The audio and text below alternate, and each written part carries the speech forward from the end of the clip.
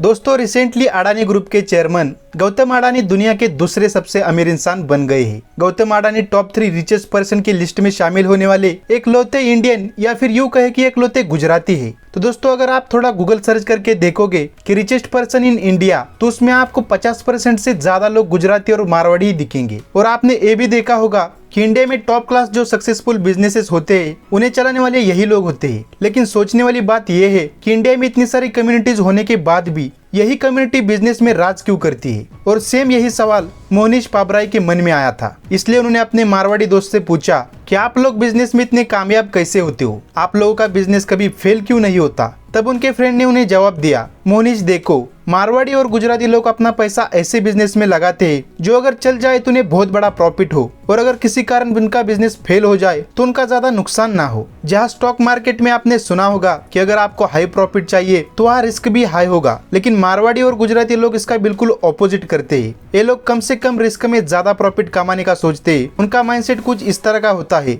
Heads I win, tails I don't lose much. मतलब अगर head आया तो मैं जीतूंगा और अगर टेल आया तो मैं ज्यादा कुछ नहीं हारूंगा। और फिर मोहनीश पाबराई ने ऐसे माइंडसेट वाले लोगों को एनालाइज करके अपने बुक में क्लासिक धंधो स्टाइल नाम दिया। इन लोगों पर काफी रिसर्च करने के बाद फाइनली उन्होंने ये पता लगाया कि मारवाड़ी लोगों के कामयाब होने का राज क्या है, और जो भी बातें या फिर रूल्स उन्हें इम्पोर्टेंट लगे तो उन सभी को उन्होंने अपनी बुक में डिटेल में मेंशन किया है। और इस बुक का नाम है द धंधो इन्वेस्टर। तो आज की वीडियो में मैं आपको वो रूल्स बताने वाला हूँ जिसे यूज करके लोग सक्सेसफुल बिजनेस खड़ा करते हैं, ताकि आप भी एक कामयाब बिजनेस क्रिएट करें और रिच लोगों में अपनी जगह बनाए। तो चलिए शुरू करते हैं। क्लासिक धंधो फ्रेमवर्क को समझने के लिए आपको इस स्टोरी को अच्छे से समझना होगा। क्या आप ये जानते हो, अमेरिका में रहने वाला गुजराती एक एवरेज अमेरिकन से भी ज्यादा कमाता है। अगर हम देखें तो यूएस के सिर्फ 1% पॉपुलेशन ही इंडियन है, और उसी 1% में है थोड़े से गुजराती पटेल। लेकिन आप ये जान के चौंक जाओगे कि इतने थोड़े लोग ही अमेरिका के 50% से भी ज्यादा मोटेल बिजनेस के मालिक है। बेसिकली हाईवे पे बने 20 से 25 कमरे वाले छोटे होटल्स को यूएस में मोटेल कहते हैं।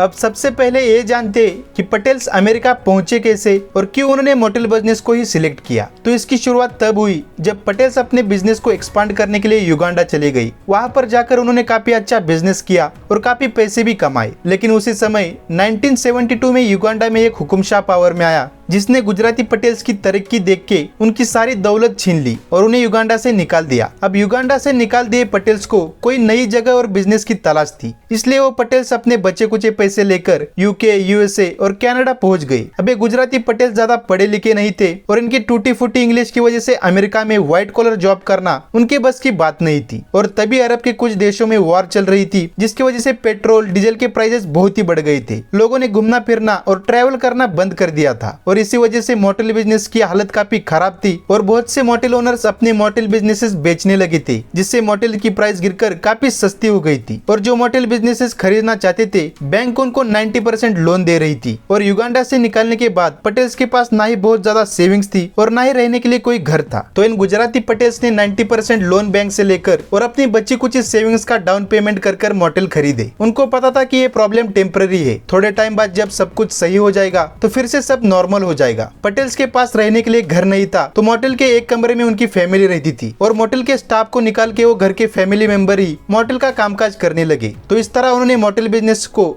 एक लो कॉस्ट बिजनेस में कन्वर्ट कर दिया, ताकि वो इस क्राइसिस में सर्वाइव कर सके। फाइनली ऑयल क्राइसिस खत्म हुई, लोगों ने घूमना फिरना स्टार्ट किया और मोटेल से पटेल को अच्छा प्रॉफिट होने लगा, और देखते ही देखते वो मोटेल बिजनेस के मालिक बन गए। ये स्टोरी बहुत ही इंपॉर्टेंट है धंधो फ्रेमवर्क समझने के लिए। तो चलिए समझते हैं वो 6 रूल जिसे यूज करके मारवाड़ी और गुजराती लोग इतने रिच बनते हैं। Rule number 1, buy existing business. धंधो फ्रेमवर्क का पहला रूल ये कहता है कि ऐसे बिजनेसेस को खरीदना चाहिए जो पहले से ही हो, क्योंकि किसी भी बिजनेस को स्टार्ट करने में काफी ज्यादा टाइम और इफोर्ट लगता है, और अगर आप अपना टाइम और इफोर्ट लगा देते हो तो भी इसकी कोई गारंटी नहीं है कि वो आपका बिजनेस चल जाएगा। एग्जांपल के लिए अभी रिसेंटली इलॉन मस्क ने ट्विटर को बाय किया है, जो कि ऑलरेडी एग्जिस्टिंग बिजनेस था। तो क्या होता अगर इलॉन मस्क को खुद का नया प्लेटफॉर्म बना के लोगों तक पहुंचाना होता? शायद इलॉन को इसके लिए 1-2 साल लगते, और फिर भी इसकी कोई गारंटी नहीं थी कि ये लोग इलॉन का प्लेटफॉर्म पसंद करेंगे जैसे ट्विटर को पसंद करते हैं। इसलिए पटेल्स ने जो एग्जिस्टिंग बिजनेस थे उन्हें खरीदना स्टार्ट किया। उन्हें कुछ नया करने का नहीं सोचा, क्योंकि उसमें बहुत ही ज्यादा टाइम और पैसा लगता है। इसलिए आप जब भी स्टॉक मार्केट में किसी कंपनी में इन्वेस्ट करने का सोचते हैं तो हमेशा ऐसी कंपनी सिलेक्ट करो जो सालों से चली आ रही है। Rule number 2, invest in simple businesses. दोस्तों बहुत से लोगों को लगता है कि उन्हें काफी अच्छा प्रॉफिट कमाने के लिए कॉम्प्लिकेटेड बिजनेस में इन्वेस्ट करना होता है, जैसे कि आर्टिफिशियल इंटेलिजेंस, IoT।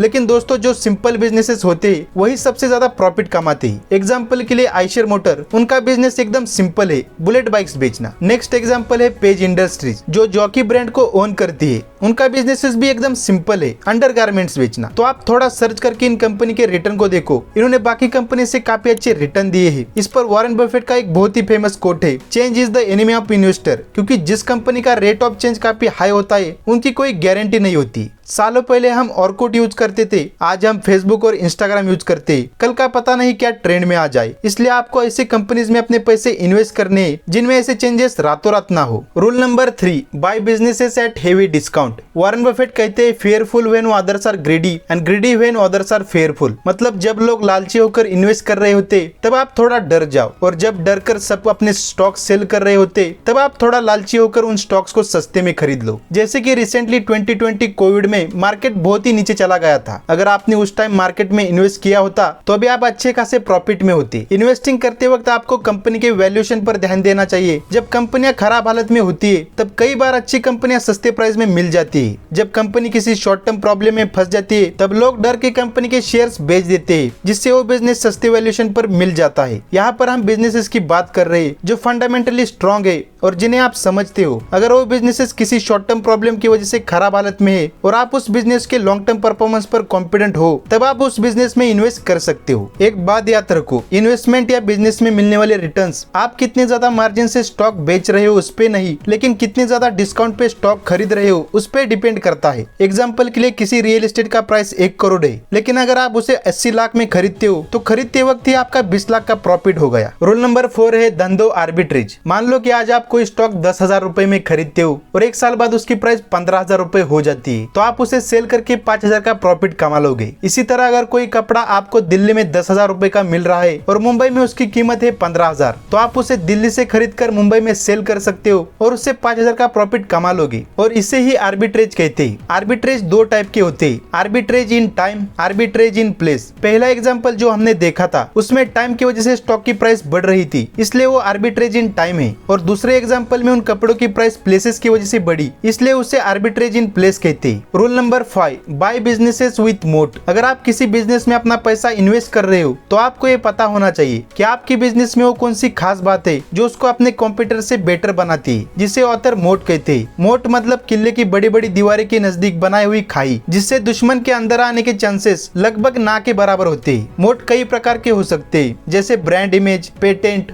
और डिस्ट्रीब्यूशन नेटवर्क। एग्जाम्पल के लिए जब भी आप मिनरल वाटर लेने जाते हो तो शॉप पे जाके आप एक ही नाम बोलते हो, बिस्लरी, और ये होती है ब्रांड इमेज। अगर इसी तरह आपको और भी कोई कंपनी पता है तो कमेंट करके जरूर बताइए। सेकंड एग्जाम्पल आप डीमार्ट का ले सकते हैं। डीमार्ट के पास इतना स्ट्रॉन्ग डिस्ट्रीब्यूशन नेटवर्क है जिसकी वजह से उनसे सस्ता कोई बेच ही नहीं सकता, तो ये स्ट्रॉन्ग डिस्ट्रीब्यूशन नेटवर्क डीमार्ट का मोट है। Rule number 6, bet heavily when odds are in your favour. इसका मतलब ये है कि जब भी आपका प्रॉफिट होने की प्रोबेबिलिटी ज्यादा हो तब आपको दबा के इन्वेस्ट करना है। पटेल्स की बात करें तो उन्होंने जब मोटेल्स खरीदे तब उन्हें सिर्फ 10% ही डाउन पेमेंट देना था और बाकी का 90% पैसा बैंक का था। अगर उनका बिजनेस फेल भी हो जाता तो ज्यादा से ज्यादा उनका क्या नुकसान होता, बस उनका थोड़ा सा डाउन पेमेंट ही तो जाता, क्योंकि उसके अलावा उनके पास खोने के लिए कुछ था ही नहीं। यानी कि ऑड्स टोटली उनके फेवर में थे और ऐसे टाइम पर उन्होंने अपने सारे पैसे लगा दिए। और आगे जब भी फिर से रिसेशन आया जैसे कि 9/11, तो उन्होंने सेम प्रिंसिपल यूज करके हेवीली इन्वेस्ट किया और ऐसी कई और मोटेल्स को सस्ते में खरीद लिया। और इन्वेस्ट करते टाइम आपको भी सेम ऐसा ही करना है और तब तक अपने पैसे नहीं लगाने जब तक डील आपकी टोटली फेवर में ना हो। एंड दैट्स द क्लासिक धंधो फ्रेमवर्क। तो ये थी वो 6 रूल्स जिन्हें यूज करके गुजराती और मारवाड़ी अपनी वेल्थ बढ़ाते रहते हैं। तो दोस्तों आज की वीडियो में बस इतना ही। अगर आपको वीडियो अच्छा लगा तो इसे लाइक कीजिए, नहीं लगा तो डिसलाइक कीजिए। मिलते हैं नेक्स्ट वीडियो में। Finally thanks for watching.